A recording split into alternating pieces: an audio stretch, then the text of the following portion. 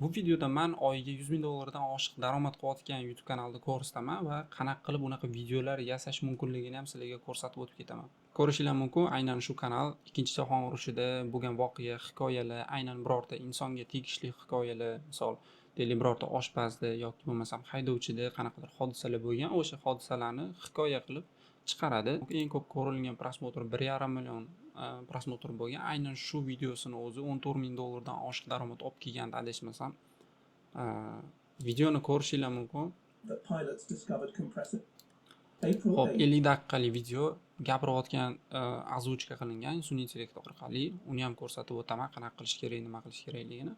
50 daqiqalik videoda bor yo'g'i 9 dona rasm qo'yilgan.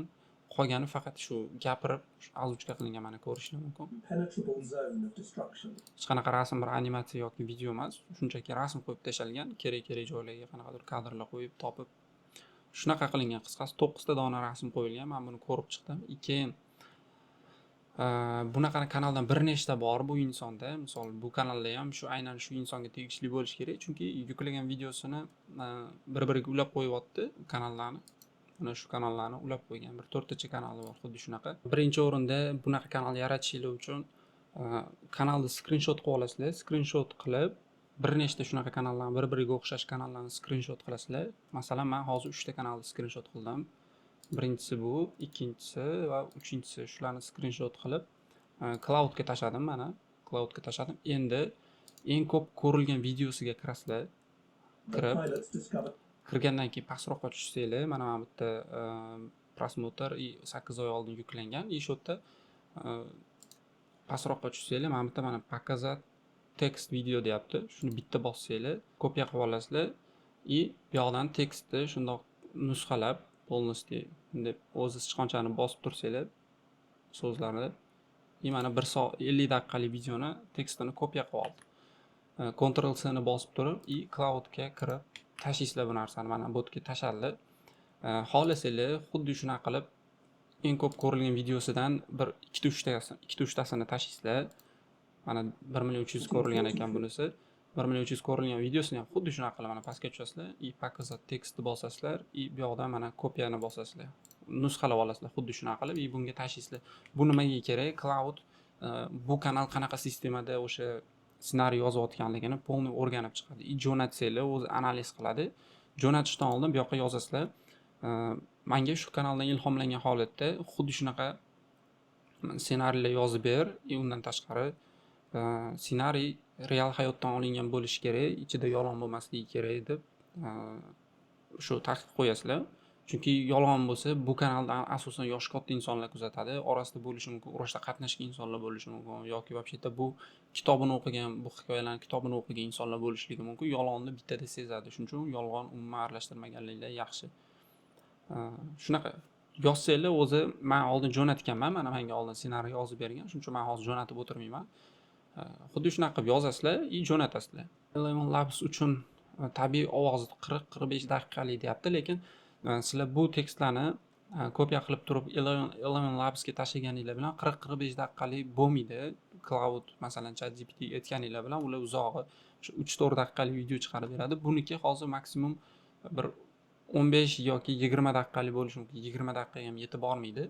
Shunga qarab o'zingizlar tushunib olaveringlar, ko'proq so'ranglar. Misol deylik, men bunga aytganmanki, birinchi chiqarib bergan ssenariysini aytganmanki, bu ssenariy deganman.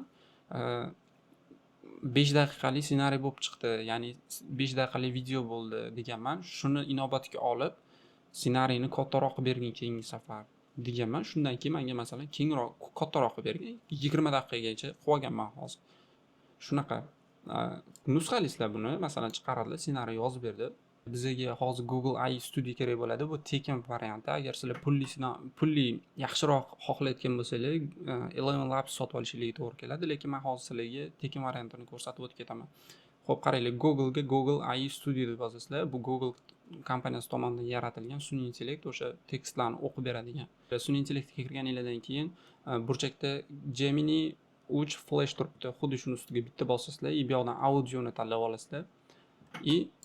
Buni ustiga bosasizlar va bu yerdan oзвучка qiladigan mana birinchisi turibdi. Shuni bitta ustiga bosasizlar. Kirganingizdan keyin, shu sozlab olganingizdan keyin, mana bizlarga biza hozir inglizchada yozib chiqishimiz kerak-da. Misol deylik qanaqa ohangda gapirishligi, qayerda nimadir belgi bo'lishi mumkin, kulish belgisi yoki sekin pastroq gapirish ohangi bo'lishi mumkin. Shularni tushuntirishimiz kerak.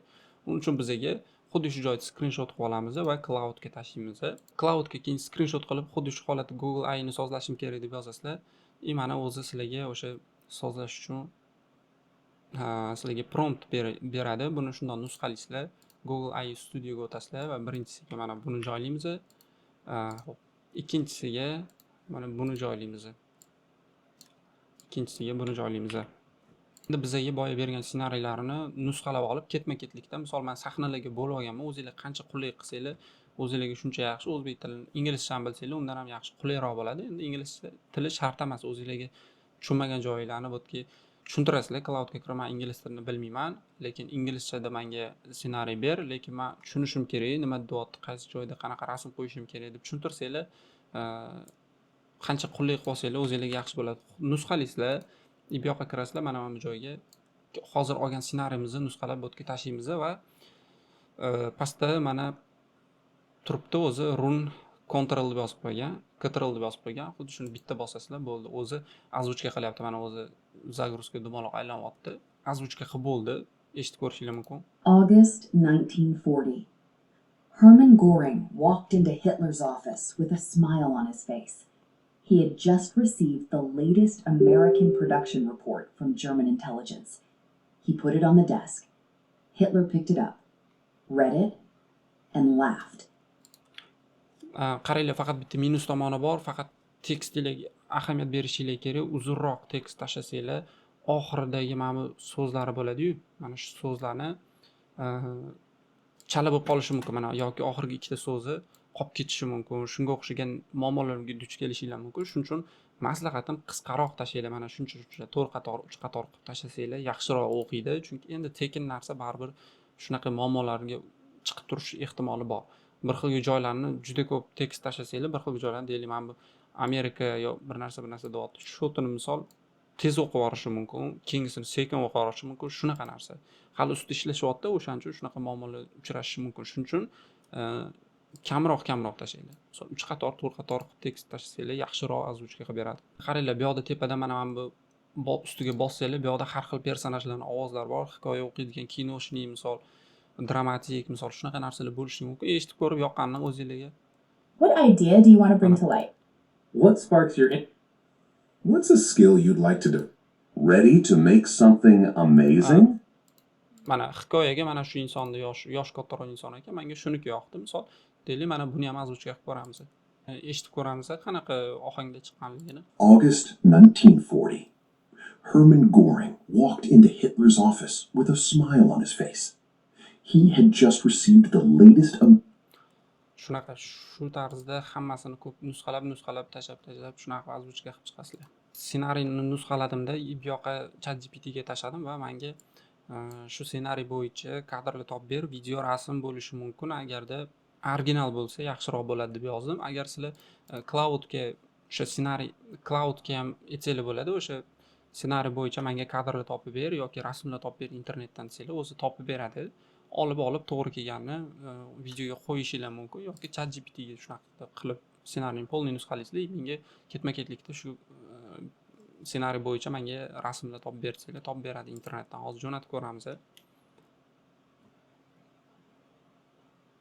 Mana birinchi kadr deyapti, avgust 1940-yil deyapti. Mana kadrlar topib beryapti. O'sha bo'lgan voqeani original rasmlari ham bor orasida, o'shani topib ssenariyni o'zbekchaga birinchi o'qib olsanglar, tushunib olasizlar nima rasm qaysi biri mos kelishligini.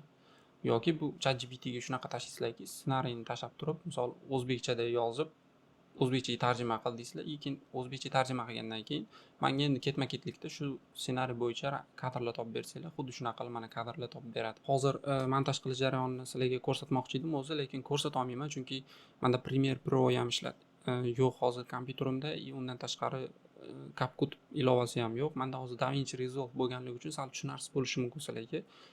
Shuning uchun oddiy qisqacha qilib tushuntiraman. Azvuchkani olasizlar, CapCutga tashlaysizlar, kadrlarni ustiga prosta qo'yib chiqasizlar, bo'ldi. Agar qaysi joyiga misol kadr mos kelishini bilmoqchi bo'lsanglar, birinchi o'sha ssenariyni o'zbekchaga tarjima qilinglar, o'qinglar. Keyin yoki вообще-то ChatGPT to'liq ssenariyni tashlab turib, qayeriga qaysi rasmni qo'yishni bilmayapman, chunki men inglizchani bilmayman, ingliz tilini bilmayman desanglar, o'zi sizlarga o'zbek tilida mana shu joyga mana shu rasmni qo'y deb mana bu rasmni chiqarib beradi. Shunaqa qilib yo'lini qilsanglar bo'ladi. Qiyin joyi yo'q. O'zi 50 daqiqalik videoga misol bir dona rasm qo'yib turib ham video qilayotganlar bor. Sizlar misol chiroyliroq qilmoqchi bo'lsanglar, ularnikidan yaxshiroq, ustunroq bo'lishini xohlasanglar, shunaqa qilib chiroyli qilsanglar ham bo'ladi. Mana misol bu kanalda ham hozir misol boshida shunaqa prosta 2-3 ta rasm qo'yib video qilishgan, lekin mana oxirgi kadrlarda videolar qo'yishyapti. Box in a museum case at the Hershey Community Archives in Pennsylvania. It is German Summers. Mana He wanted it to shunaqa. Men buni ham tagidagi men bu chiqyapti-yu yozuv. Yozuvni chiqarish ham o'zi CapCut ilovasida bor. Uni endi men tushuntirib o'tirmayman sizlarga, maydalashib qidiruvga o'sha CapCutda shunaqa video qilish qanaqa yoki ChatGPT dan so'rasanglar o'zi polni tushuntiradi. Screenshot qilasizlar, xuddi shunaqa videoyim tagiga yozib chiqarmoqchiman deb, kimdir Premiere Pro ishlatishi mumkin, kimdir CapCut ishlatishi mumkin, kimdir boshqa ilova ishlatishi mumkin. Libo ilovada bor hozir.